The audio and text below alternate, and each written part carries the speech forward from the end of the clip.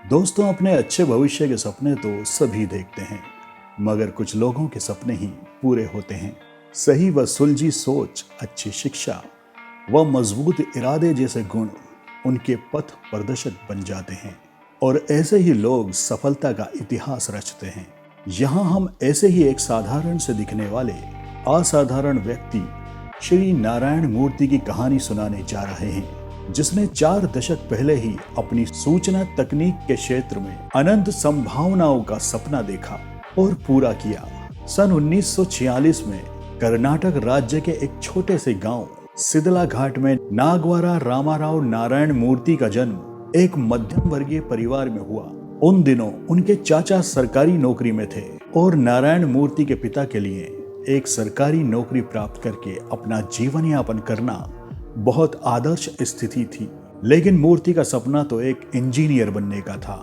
उन्होंने खूब मेहनत से पढ़ाई की और आईआईटी की परीक्षा पास कर ली। हालांकि उन्हें स्कॉलरशिप भी मिल गई थी, लेकिन फिर भी उनका परिवार आईआईटी की पढ़ाई का खर्च नहीं उठा सकता था। मूर्ति ने हिम्मत नहीं हारी और मैसूर के इंजीनियरिंग कॉलेज से इलेक्ट्रिकल इंजीनियरिंग की डिग्री प्राप्त की। फिर आईआईटी कानपुर से एमटेक की डिग्री प्राप्त की। वहां उनकी मुलाकात एक प्रसिद्ध अमेरिकी कंप्यूटर वैज्ञानिक से हुई।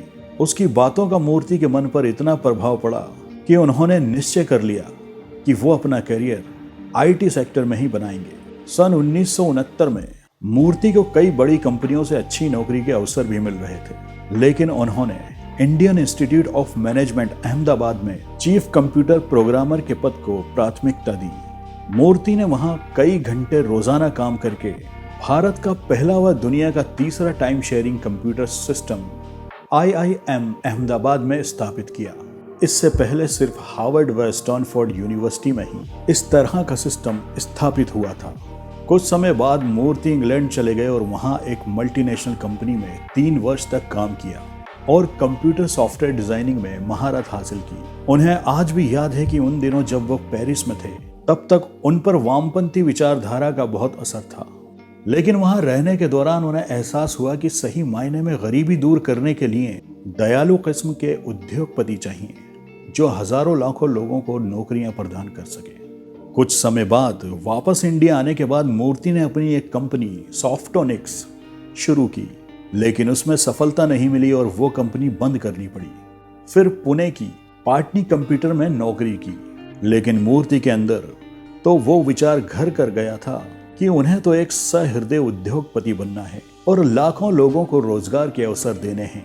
जल्द ही 1983 में अपने 6 कंप्यूटर सॉफ्टवेयर इंजीनियर्स के साथ मिलकर इन्फोसिस कंसल्टेंट प्राइवेट लिमिटेड की स्थापना की और मूर्ति स्वयं उस कंपनी के सीईओ बनकर कार्य करने लगे।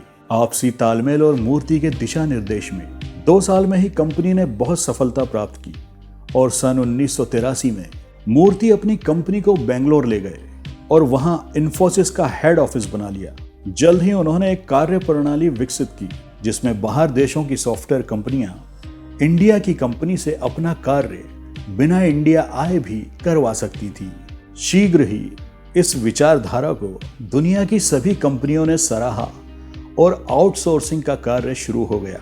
इन्फोसिस के साथ साथ और भी बहुत सी कंपनियां इस कार्य में संलग्न हो गईं और बहुत सफलता मिली। सन 2002 में मूर्ति इन्फोसिस के चेयरमैन बन गए और सन 2006 में उन्हें कंपनी का चीफ मेंटर चुन लिया गया।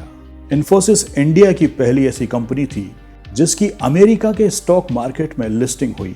आज इन्फोसिस में 70,000 से ज्यादा कर्मचारी कार्य करते हैं और उनके दुनिया में 500 से ज्यादा बड़ी कंपनियां ग्राहक हैं। इन्फोसिस के अलावा वह कई अंतर्राष्ट्रीय कंपनियों के डायरेक्टर हैं और कई अंतर्राष्ट्रीय समाजसेवी कंपनियों के सलाहकार बोर्ड में हैं। उनके व्यावसायिक व सामाजिक योगदान के कारण ही उन्हें भारत सरकार ने पद्मश्री और पद्म भूषण जैसे सम्मानों से सुशोभित किया था। सीख: सादगी, आत्मसंयम, अनुशासन, लगन और निरंतरता ही सफलता के मूल सूत्र हैं।